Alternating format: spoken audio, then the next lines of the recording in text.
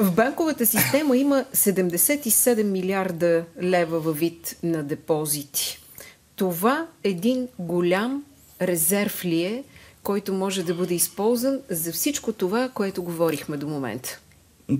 Да, определено е резерв. Ако трябва даже да сме малко по-честни, аз гледах и статистиката по отношение на това обема на депозитите, особено тези след 2 години, точно за да гледаме каква е възможно от тези депозити да се прихвърлят към фондове или инвестиции изобщо на капиталовите пазари. Също така втората статистика, която гледах, е колко са над 50 хиляди лева, все пак да има някакъв обем, който да може да се инвестира. И двете цифри ми показват, че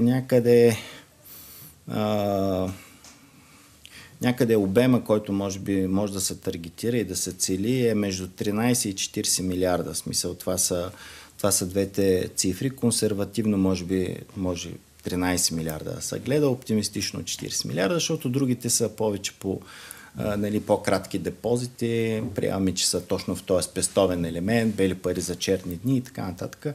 Но смятам, че между 13 и 40 милиарда има потенциал да влязат през годините да достигне пазара на взаимни фондове, изобщо и на капиталовите инвестиции от депозитите да се прехвърлят. В този смисъл имате много работа за вършене, за да вие и вашите колеги, за да убедите и младите, и по-възрастните, че трябва да направят нещо с парите си.